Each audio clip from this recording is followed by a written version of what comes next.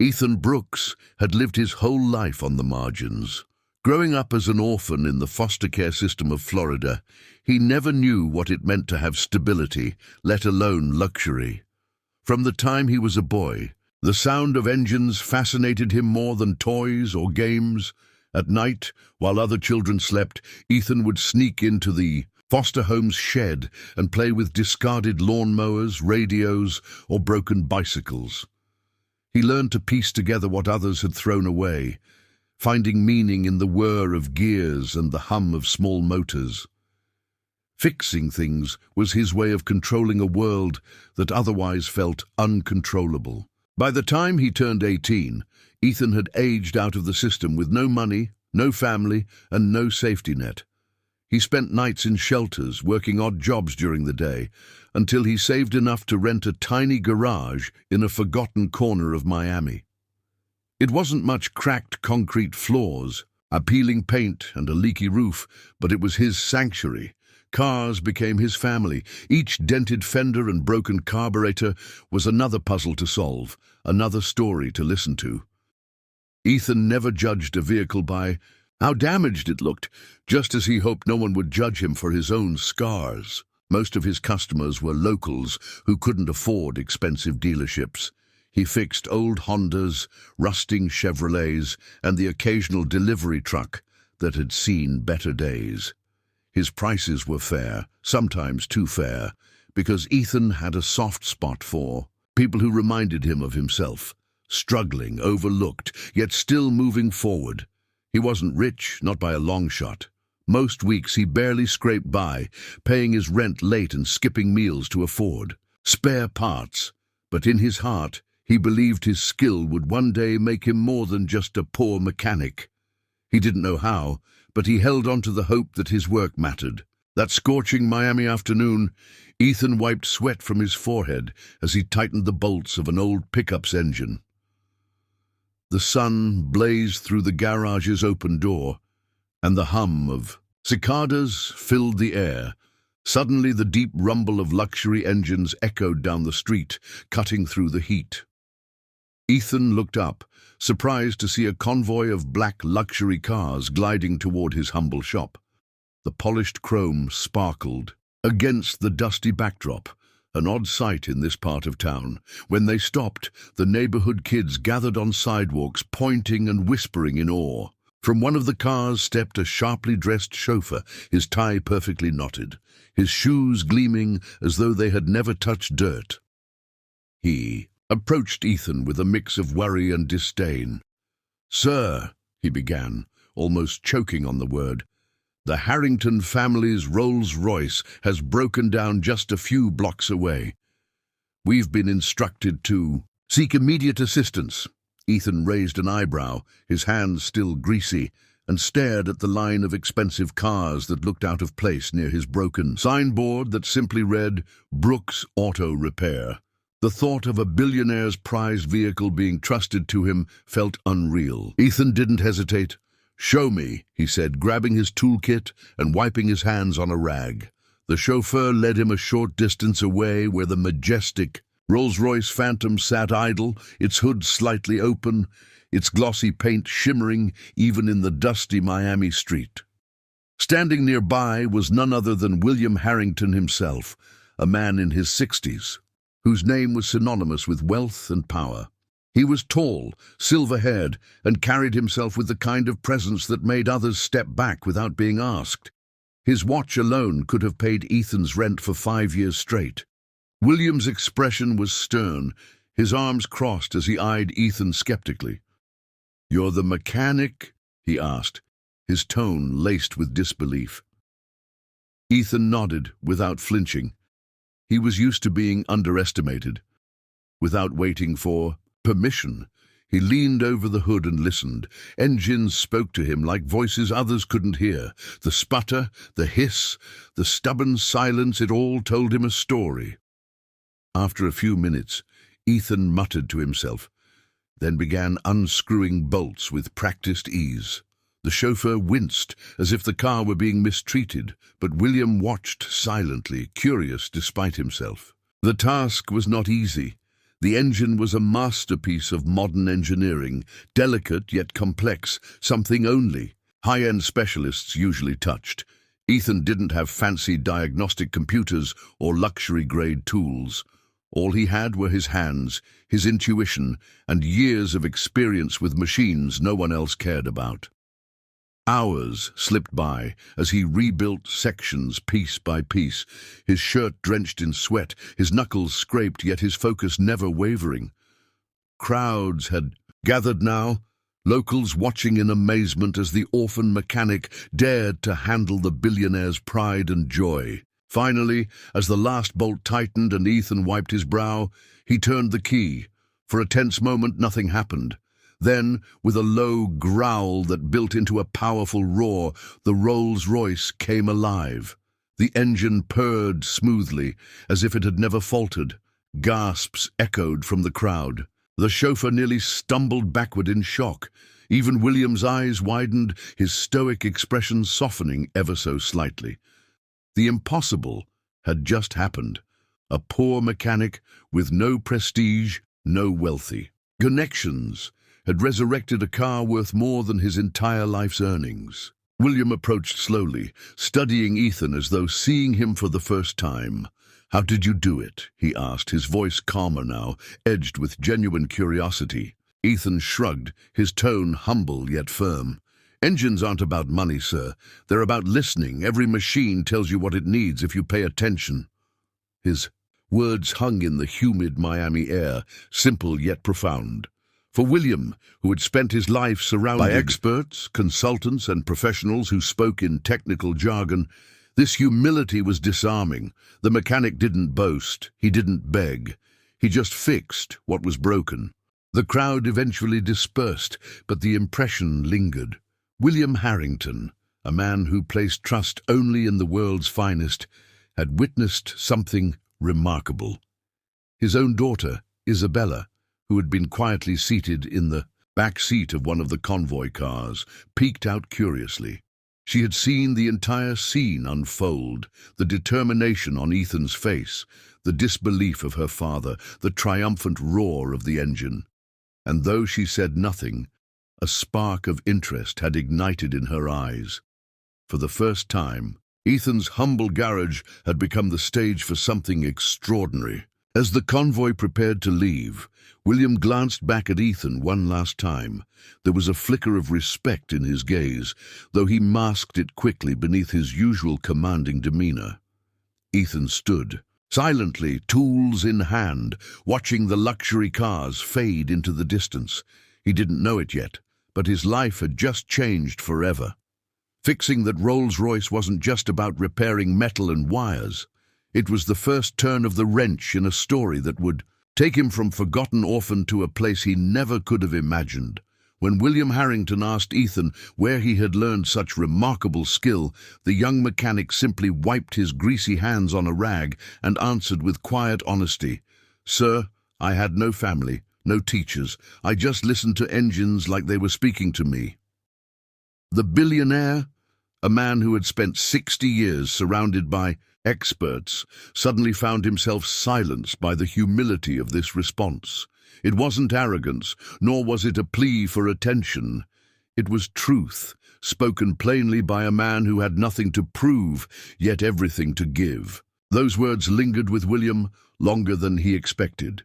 For decades, he had dealt with people who bowed before his money, who exaggerated their skills, who offered their loyalty only to gain a slice of his empire. Ethan was different.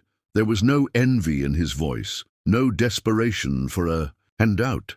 Instead, there was dignity in his poverty, an authenticity that reminded William of values the modern world often forgot. And in the shadows, his daughter Isabella watched, quietly studying the mechanic who seemed unfazed by wealth or power. Isabella Harrington had grown up in a world of silk and crystal, where every desire was met before she even voiced it.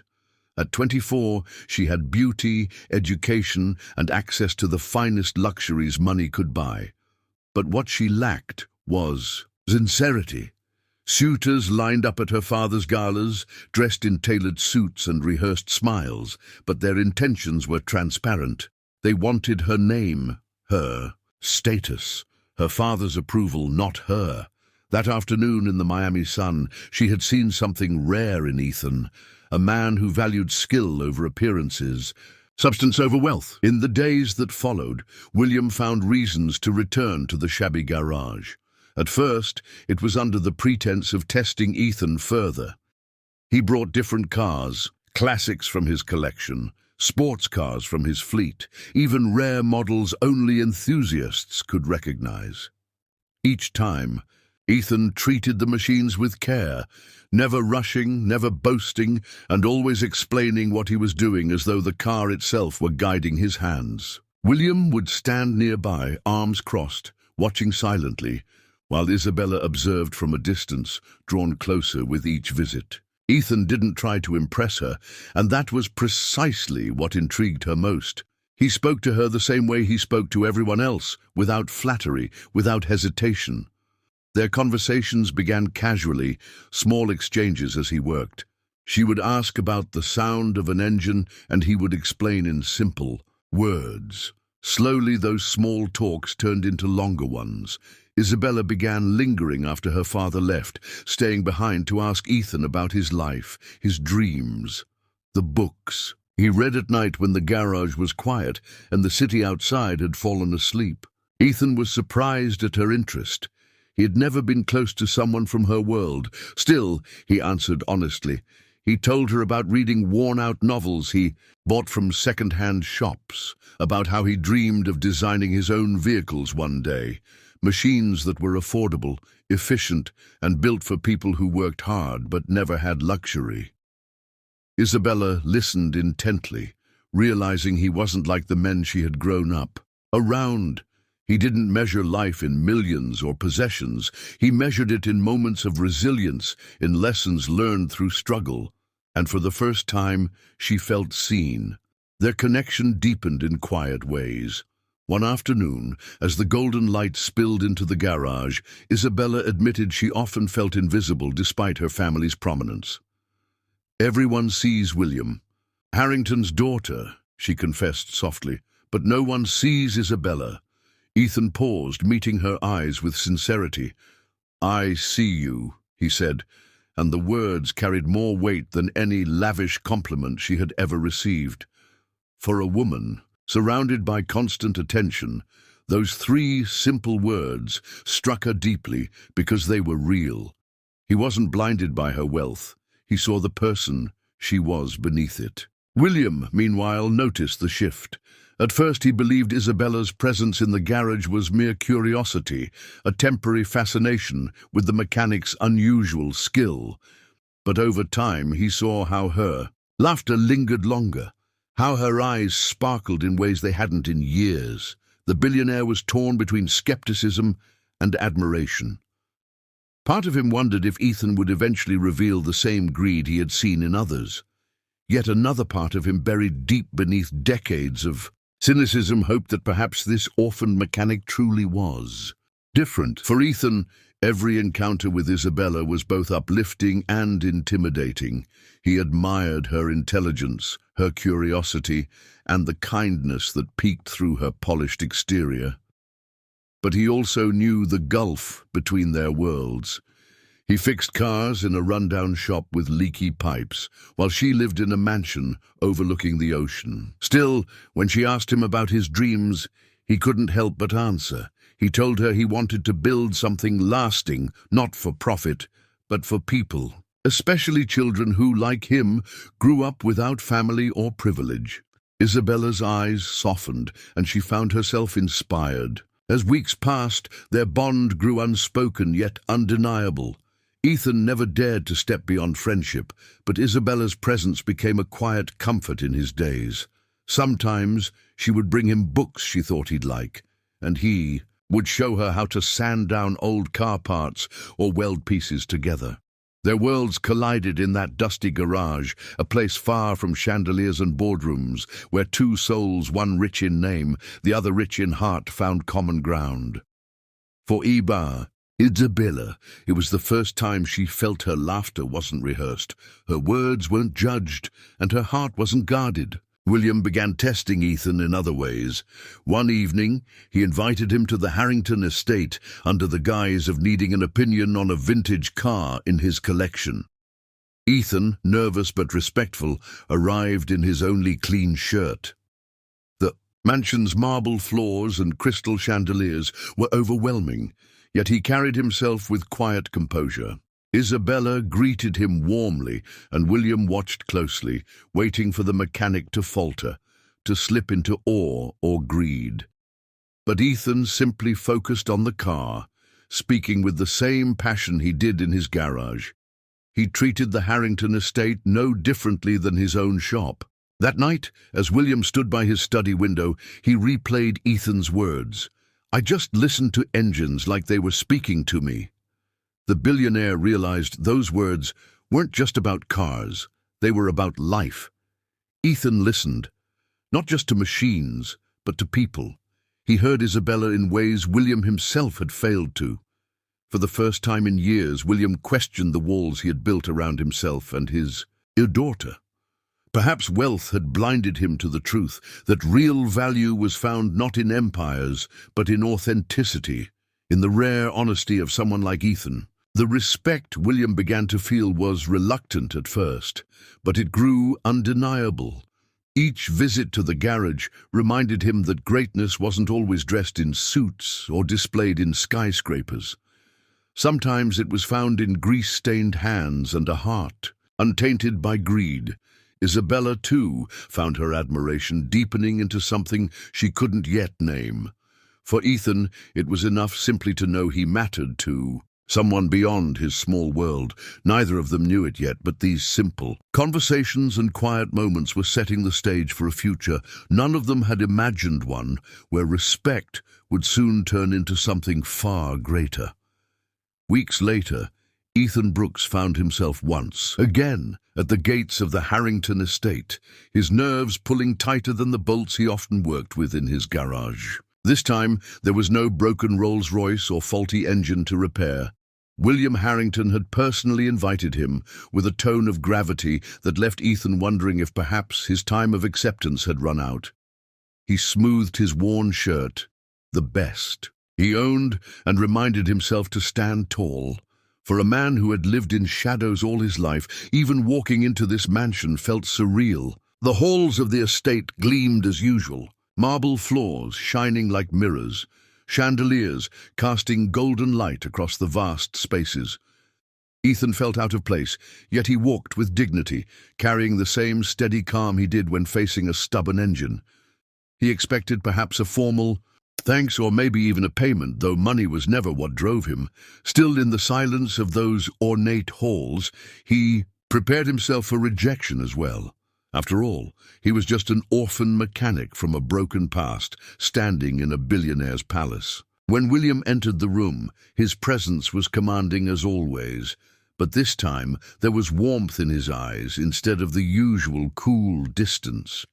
He motioned for Ethan to sit, though Ethan remained standing, his respect refusing to let him appear too comfortable. William studied him for a long moment as though weighing not just his words, but his soul. Finally, he spoke. "Son, money can't repay what you've given me. You reminded me of humility, strength, and character. If you wish, I would be proud for you to marry my daughter." The words landed like thunder in Ethan's chest. He blinked, certain he had misheard, but William's steady gaze confirmed the truth. Ethan's heart raced faster than any car he had ever tested. He felt his palms grow damp, his breath shallow. Him? A man who had once slept on workshop floors, who had eaten from charity lines, now being offered the hand of Isabella Harrington, the daughter of Miami's wealthiest man. For a moment, the entire world seemed to tilt, leaving Ethan breathless, caught between disbelief and awe. Isabella stepped into the room just then, her soft smile carrying more reassurance than words could. She had known of her father's intention, though her heart pounded just as hard as Ethan's. For weeks, She had grown closer to the mechanic who treated her like no one else ever had, with sincerity, without expectation. Seeing him now, frozen with shock, she wanted to reach out to remind him that this was not pity or charity. This was real, born of countless quiet conversations, shared laughter, and the respect that had blossomed between them. Ethan's eyes darted from William to Isabella, his voice trembling when finally found it. "Sir, I don't deserve this. I'm just—" He stopped himself, struggling to speak through the weight of his emotions. William raised a hand firmly.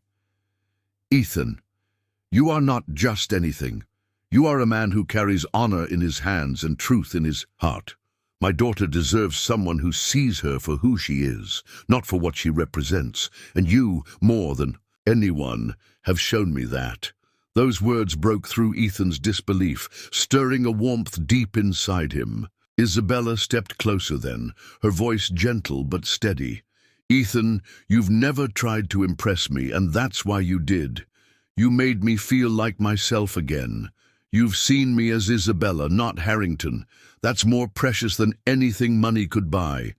Her words shimmered with sincerity, and Ethan felt tears prick at the corners of his eyes. For a man who had once been invisible to the world, who had fought every day for survival, this was beyond any dream he had dared to hold. Fate, it seemed, had rewritten his story in ways he could never have planned. Tears blurred his vision as memories from his past flooded him. Nights in foster care, the echo of loneliness in crowded shelters, the sting of rejection from those who saw him as worthless.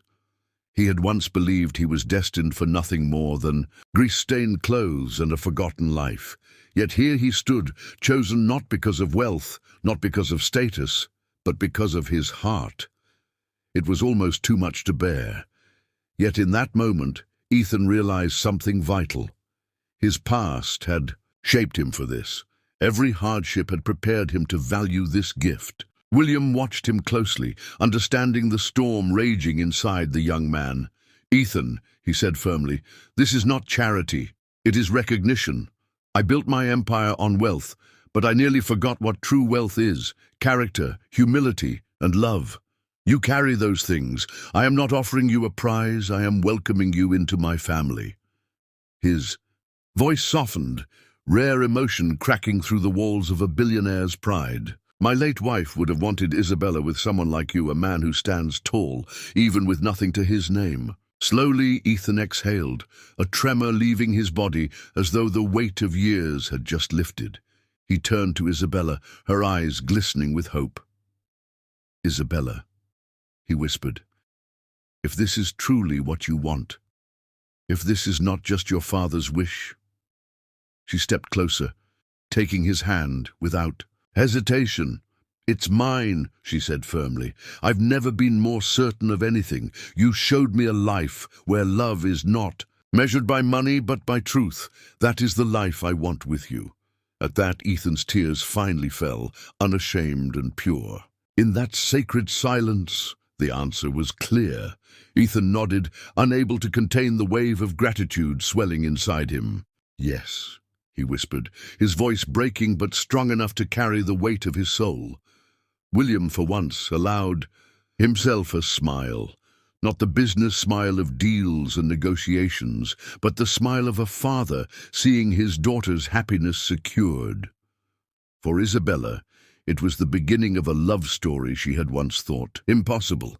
And for Ethan, it was the moment his life shifted from survival to belonging, from loneliness to family. The days that followed were filled with change, but also with peace. Ethan found himself welcomed into the Harrington home, not as an outsider, but as family. The staff, once skeptical of the quiet mechanic, began to see him differently when they noticed the genuine love between him and Isabella.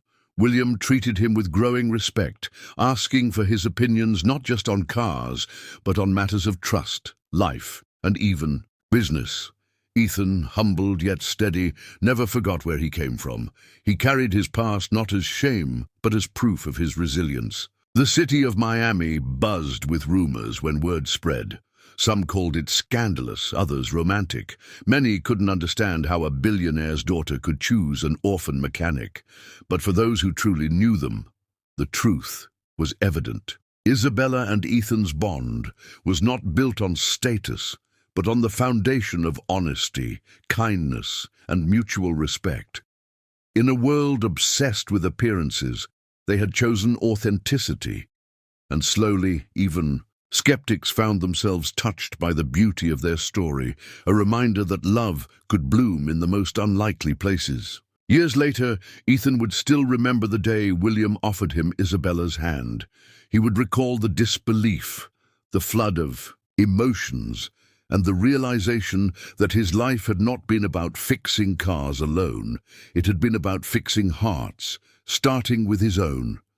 His past as an orphan had led him to loneliness, but it had also given him strength, empathy, and the ability to see people as they truly were. And perhaps that was why fate had guided him to the Harringtons, not to repair a Rolls-Royce, but to repair something far greater. From that day forward, Ethan Brooks, once the poor orphan mechanic, became more than part of the Harrington family. He became proof of a truth, timeless and unshakable. That dignity, kindness, and love could rewrite even the harshest of fates. And though he still loved the sound of engines, he discovered something even greater, the sound of belonging, the quiet hum of a heart no longer alone. In Isabella's laughter, in William's respect, and in the family he had once thought impossible, Ethan finally found the life he had been searching for all along.